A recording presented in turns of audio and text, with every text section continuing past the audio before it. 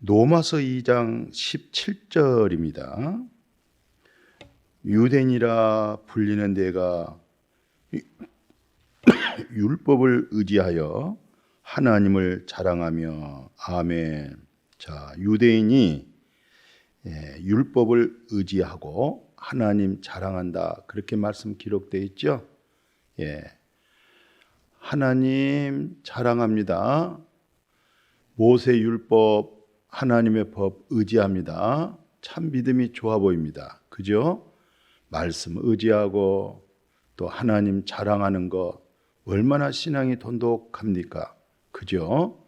자, 그런데 오늘 사도 바울 선생님이 로마서 2장 17절 말씀하게 된 동기 좀 들어보실래요? 18절에서 20절입니다. 율법을 의지한다고 그랬잖아요. 그리고 하나님 자랑하는 그 신앙 내면을 보면, 첫째는 율법의 교훈을 받아들였어요. 그리고 하나님의 뜻도 알았어요. 세 번째는 지극히 선한 것을 분간하죠. 그리고 그들 스스로 뭐라고 생각하고 있어요? 나는 소경, 맹인의 길을 인도하는 자, 그리고 어둠에 있는 자의 빛이다. 어둠 속 있는 자의 나는 빛이다. 그러면서 율법에 있는 지식, 진리의 모범을 가진 자로서 어리석은 자의 교사, 어린아이의 선생이라고 이렇게 스스로 믿는다 그러잖아요. 스스로 믿는다. 그런데 21절을 보면요, 다른 사람을 가르치는 내가 내 자신을 가르치지 아니하느냐 묻고 있어요. 예를 들어서 도둑질하지 말라 이렇게 선포하는 거, 근데 내가 왜로 도둑질하느냐? 네가 도둑질하고 있지 않느냐? 또 간음하지 말라 이렇게 말하면서 가르치는 네가 간음하느냐? 우상을 가증히 여기는 네가 왜로 신전 물건을 도둑질하느냐? 자, 이렇게 지적을 하고 있어요. 자, 이분들은 다 어떤 분들이었어요? 하나님의 말씀, 율법 의지하지요? 야, 대단한 믿음이잖아요. 그러니까 이들은 율법을 의지하니까 율법의 교훈을 다 받아들이죠. 또 율법을 통해서 하나님의 뜻도 알죠. 또 율법은 선하잖아요. 그러니까 지극히 선한 것을 다 분간하는 거죠. 율법을 의지하니까.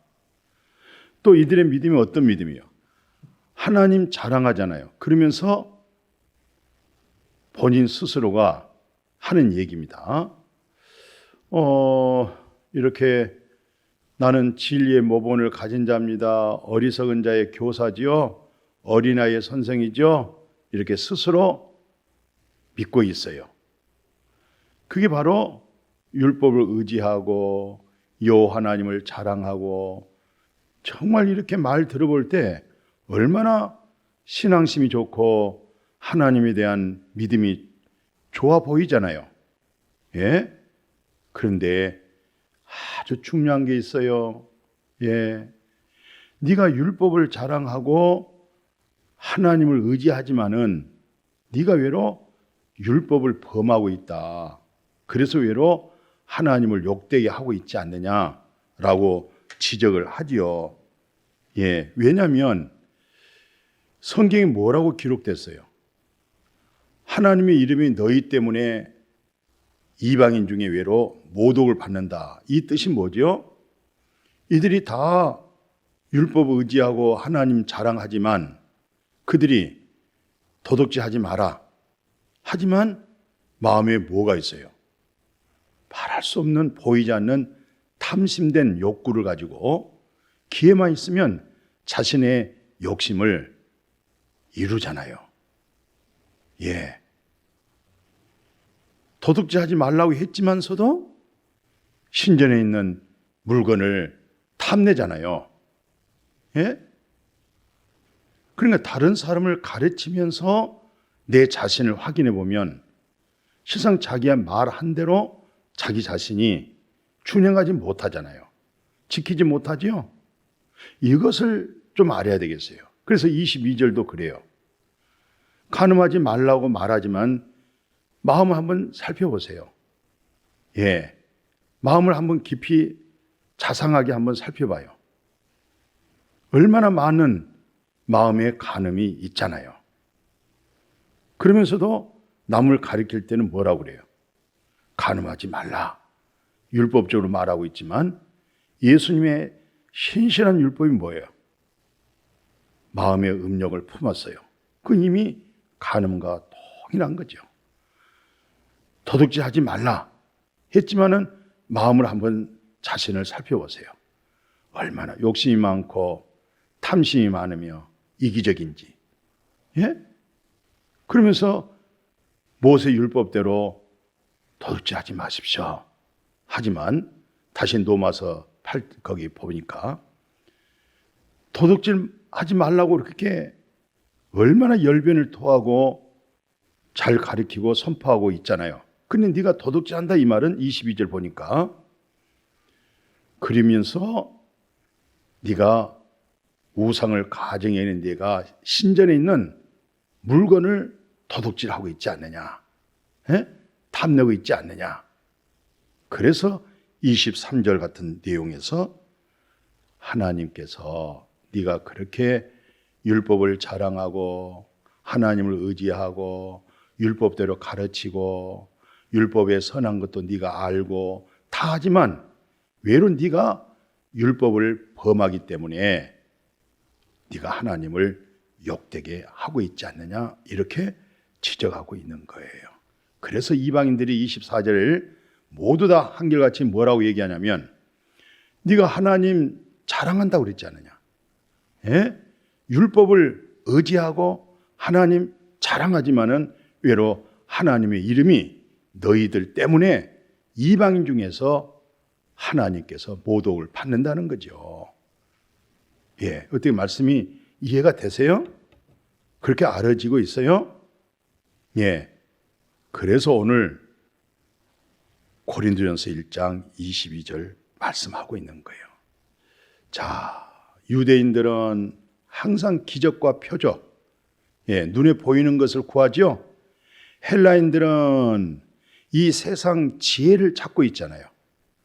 그런데 지금 사도 바울 선생님은 실상 사도 바울 선생님처럼 율법 의지하고 하나님 자랑한 사람이 어디 있어요? 그런데 이 사람이 예수 만나고 마음이 바뀌었잖아요. 십자가에 못 박힌 것, 그리스도를 전한다는 거죠. 물론 유대인들에게는 거리끼는 것이 될 거예요. 이방인들에게는 물론 미련한 것이죠. 그렇지만 부르심을 받는 구원받은 자죠. 예, 마음의 죄 속량받은 사람들이죠. 만물보다 부패하고 타락한 인간의 그 마음에 하나님의 의로움을 얻은 자들이죠.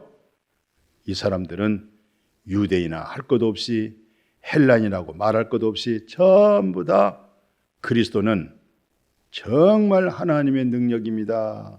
그리스도는 정말 하나님의 지혜입니다. 하나님의 능력, 하나님의 지혜가 뭐예요? 그리스도를 통해서 온전한 마음의 죄 사함 받는 거예요. 마음의 거룩함을 얻는 거예요. 아멘. 그러므로 갈라디아 3장 28절에 너희는 유대인이냐 헬라이나 유대인이나 헬라인이나 종이나 자유인이나 남자나 여자나 다 그리스도 예수 안에서 하나가 되었다. 아멘. 사랑하는 우리 믿음의 동력자들, 사랑하는 주 안에 있는 형제님, 주 안에 있는 자매님, 우리는 그리스도 예수 안에서 한 영 안에서 하나가 되었어요. 어때요? 하나가 되었습니까? 그리스도 안에 계세요. 주님이 당신 우리 형제 자매님, 우리 믿음의 동력자 안에 계세요. 그 영으로 하여금 우리는 하나입니다.